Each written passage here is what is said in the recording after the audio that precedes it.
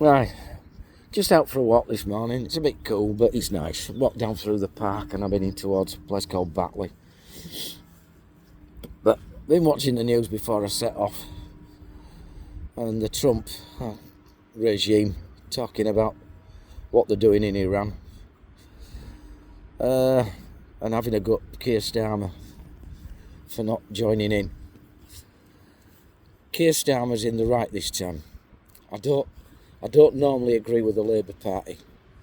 I haven't agreed with the Labour Party since the second Gulf War under Tony Blair, when he sent me and my mates off to get killed in Iraq for the second time, under the guise that, weapons of mass destruction, that turned out to be a load of shite. There were no weapons of mass destruction.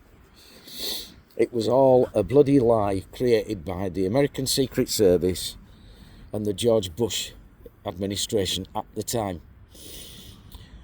Blair was told there were no weapons of mass destruction. British intelligence were on the ball. Mossad even confirmed it. And still, George Bush carried on. And Tony Blair just ignored everything his own Secret Service and even Mossad had told him, that Iraq wasn't really a threat. They'd made a mistake. They invaded Kuwait in 91 and they'd got their arse kicked. And that was a lesson that the Iraqis would learn and never bother again. And now we've got Trump, the pathological liar. And nobody in their right mind believes a word he fucking comes out with. Telling us that, Starmer's a fucking coward, blah, blah, blah. The British are not on our side. Well, I've got a word for you, Trump. In 82, when our lads set off down to fight the Malvinas, down to the Malvinas, the Falkland Islands, and Margaret Thatcher asked you for permission, could we borrow your airfields in Florida and your ports in Florida to resupply our ships and one thing and another? And your great Ronald Reagan, who supposedly had a great relationship with Margaret Thatcher, said it's not part of the NATO alliance, that South Atlantic. So the answer is no. You can't use our bases.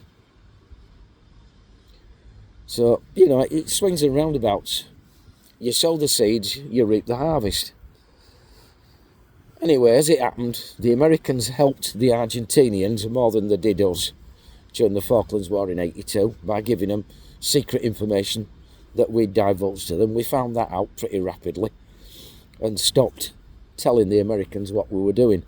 And lo and behold, the job went smoothly, proving that the special relationship isn't really that special.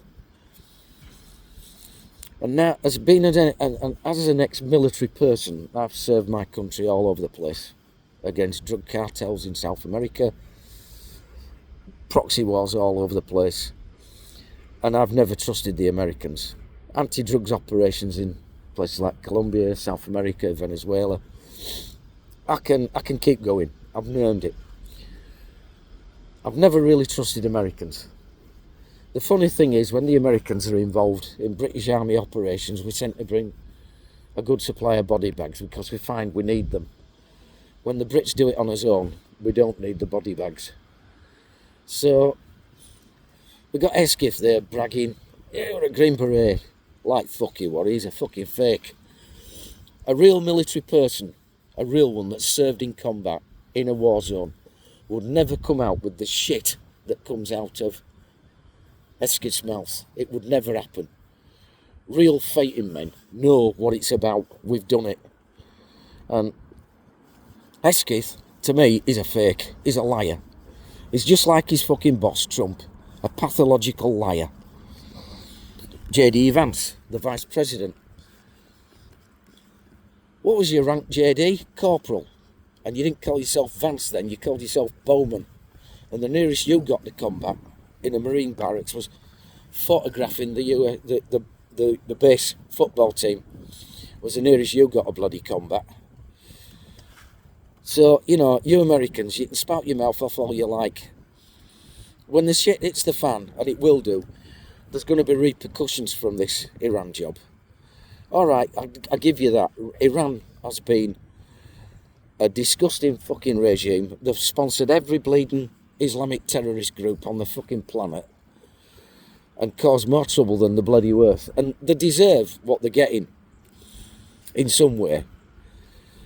But when you're doing it, you've got to do it lawfully. Otherwise, you become the bad guys. I've served my time. I've killed people. And the one thing I can say is I did it lawfully. And every person I killed, the world's a better place without them. The Americans are threatening Canada and Greenland. I noticed you've gone quiet on that one because you're busy with Iran. We all know what the war's about. It's not about regime change. It's about getting your hands on the mineral wealth of Iran. You're using the terrorism and what have you as an excuse. And to be honest, Donald, that's going to come back and bite you on the ass severely. You've got to do things legally and properly. And when you do it for real. Don't just play at it. Don't spend 5 days bombing the shit out of the place and then walk away. You've no exit strategy on the Iran war. You've got absolutely clueless as to what you're going to do when you've done. You don't even know when you're going to finish or what's going to happen to the place afterwards. You left Iraq without an exit strategy. You left Afghanistan without an exit strategy. And now the rest of the world's paying for it. You can throw your temper tantrum all you like, Donald. You're just a spoilt brat and a school bully that never got flipping smacked.